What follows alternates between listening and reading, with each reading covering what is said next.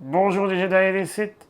Maintenant que l'ère Gentle Giant limitée est malheureusement derrière nous, j'ai décidé de dresser un top 10 des plus beaux demi-bustes de la série Legends in Three Dimensions.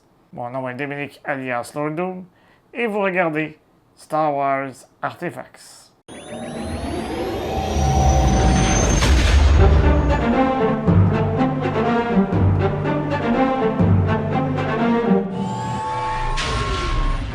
J'ai la chance d'avoir les 26 demi-bustes dans cette collection, ce qui va me permettre de vous présenter des images maison. Même si certains n'étaient pas tout à fait à la hauteur de mes attentes, la très grande majorité les a dépassés. Ce qui caractérisait cette série était sans aucun doute les bases personnalisées en fonction de chaque personnage. Les prix variaient entre 175 et 250 $ US. Alors sans plus tarder, procédons à ce fameux décompte. Avant de dévoiler la 10e position, j'aimerais donner une mention d'honneur au demi-buste de Bo-Katan Kryze. Encore aujourd'hui, je me demande si je n'aurais pas dû l'interchanger avec le buste qui se retrouve à la 10e position. Tout y est. Égratignure, peinture décapée, point de couture, jetpack et une base représentant le brassard qu'elle porte sur son bras droit. Découvrez-en plus en regardant notre revue de la statue Milestones de la célèbre Mandalorienne. 10e position. En 10e position, nous retrouvons Darth Maul. Le visage est incroyablement bien sculpté et ses tatouages faciaux ont été peints à la perfection. Les cornes ont une apparence réaliste et on y retrouve même la boucle d'oreille qu'il porte du côté gauche. Fait cocasse, c'est en faisant la revue de ce buste que j'ai réalisé qu'il en portait une. Cette tunique est bien texturisée et la base représente l'émetteur de son fameux sabre laser à double lame. 9e position. La 9e position revient à Kylo Ren. Il s'agit sans aucun doute de ma version préférée du costume de ce personnage, puisqu'il porte son casque reforgé. Puisque je possède une reproduction de ce casque, je peux vous assurer que Gentle Giant a fait de l'excellent travail afin de placer les fissures rouges aux bons endroits. Sa tunique est également bien faite et on peut même voir les points de couture entre chaque petit carreau. Le tout est monté sur une base représentant une portion de l'iconique sabre cruciforme de Kylo. 8e position. C'est le Tusken Raider qui se retrouve en 8e position. Je me souviens encore du moment où j'ai reçu ce buste que j'avais acheté chez Kaya Boutique. Ce qui m'avait frappé le plus était la texture de la tunique qui recréait une imitation de jute, ainsi que celle des poches et de la courroie qui reproduisaient extrêmement bien l'illusion de cuir. Les bandelettes qui emmaillotent la tête du guerrier sont très bien sculptées et on peut en dire de même pour son fusil à longue portée. Sans surprise, le buste est monté sur une base représentant une portion d'un bâton Gaddafi. 7e position. Le plus célèbre chasseur de primes de la galaxie se retrouve en 7e position. Bien que 3 versions d'un buste de Boba Fett aient été produites, c'est la version de l'Empire contre-attaque qui a réussi à se classer dans mon top 10. Le buste est très détaillé et les détails sur le casque sont représentés minutieusement. Les tresses, faites à partir de peau de Wookiee, sont impressionnantes, tout comme le symbole de Mythosaure sur son épaule gauche. Vous l'aurez deviné, La base s'inspire du Slave One, le vaisseau qu'il a hérité de son père Django, qui lui n'a pas réussi à se hisser dans mon top 10. Sixième position. Le site qui a orchestré la chute de la République trône au 6e rang. Le visage défiguré de Sheev Palpatine est incroyablement bien réussi et reflète très bien son apparence dans l'épisode 6, le retour du Jedi. Ses yeux jaunes sont pratiquement aussi terrifiants que dans le film. Sa capuche possède des reflets bleutés et présente une texture poreuse. Cette fois-ci, on a opté pour le socle qui supporte le trône de l'empereur en guise de base. J'ai eu la chance de rencontrer Ian McDiarmid en personne et je n'ai évidemment pas manqué l'opportunité de lui faire signer cette superbe pièce.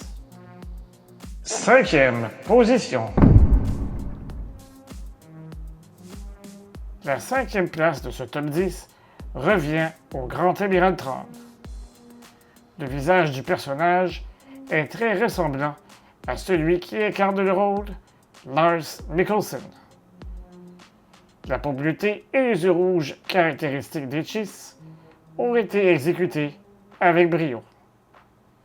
Le veston d'officier est également bien représenté. Épaulettes dorées, 2 cylindres codés de chaque côté et, bien évidemment, son badge représentant le rang de Grand Amiral. Le choix de la base est très judicieux avec une portion du destroyer stellaire de Thrawn, la Chimère. Le fait d'avoir pu le faire autographier par le célèbre auteur Timothy Zahn rend cette pièce encore plus spéciale pour moi. 4e position. Le demi-buste qui occupe la 4e position est, selon mes espions botanes, le tout premier buste de la série Legends in Three Dimensions à avoir été produit. Puisque j'ai commencé à collectionner cette série sur le tard, j'ai eu extrêmement de difficultés à me le procurer, mais l'attente en aura valu la peine. Il existe également 2 autres bustes du Mandalorian, mais celui-ci est dans une classe à part. Regardez-moi cette cape qui flotte au vent, et que dire du Amban Face Pulse Rifle qui est accroché à l'arrière. Il s'agit évidemment du demi-buste le plus volumineux. Personnellement, j'aime bien y insérer le demi-buste de Grogu dans le creux de sa cape, comme si Din de Djarin l'enveloppait pour le protéger. Même si c'est un peu moins évident dans ce cas-ci, la base représente sans doute une portion de son arme. Avant de vous révéler le top 3, n'oubliez pas de vous abonner à la chaîne, de cliquer sur la petite cloche pour ne rien manquer et de liker la vidéo. C'est notre coaxium pour continuer à vous procurer du contenu de qualité. Vous pouvez également nous suivre sur les principaux médias sociaux à SW Artefacts. Et maintenant, place à la grande finale. 3e position. À moins d'un revirement de situation extrême, le demi-buste de garde gamorien passera à l'histoire comme étant le dernier buste de la série Legends in Three Dimensions à avoir été produit. Heureusement pour nous, il est absolument incroyable. Son visage est extrêmement bien réussi, avec des rides et une imitation de mucus s'échappant de son nez et de sa bouche. L'illusion des composantes métalliques est très réussie, et le tissu de sa tunique et de sa capuche imite le cuir à la perfection. Le tout est monté sur une portion de son brassard. 2e position. Une des scènes les plus épiques de la série Obi-Wan Kenobi est sans aucun doute le duel entre ce dernier et Darth Vader. Ce demi-buste représente parfaitement l'état dans lequel le Seigneur Sith se retrouve à la fin de ce combat. D'un côté, on y retrouve un casque pratiquement intact, mais de l'autre, on peut voir le visage de celui qui répondait autrefois au nom d'Anakin Skywalker. Ses traits sont bien reproduits et j'aime bien que l'on puisse voir les couches qui se retrouvent sous le dôme de son casque. La cape à l'arrière a été déchirée et on a choisi d'utiliser le sabre laser de Vader en guise de socle. Et en première position, la première position de ce top 10 ne revient à nul autre que Maître Yoda. J'aime tout de ce buste, à commencer par la ressemblance du visage avec celle du personnage. Les rides sur son visage rendent vraiment justice au fait que le Jedi soit âgé de 900 ans. La texture de cette tunique de Jedi ressemble vraiment à du jute et on peut même sentir le relief lorsqu'on y passe un doigt. Pour la base, la décision de reproduire la hutte dans laquelle vivait Yoda était, à mon avis, la meilleure décision possible. Il s'agit sans aucun doute de ma base préférée. De plus, j'ai eu l'opportunité de faire signer le buste par Joe Mena, l'artiste qui a sculpté le buste. Alors voilà, il s'agissait des 10 bustes que je préfère dans la série Legends in 3 Dimensions. Prenez note que j'ai basé ma sélection sur la qualité du travail effectué plutôt que sur mon appréciation du personnage. Évidemment, les goûts ne se discutent pas, alors je serais curieux de connaître votre propre top 3. N'hésitez pas à nous le mentionner dans les commentaires.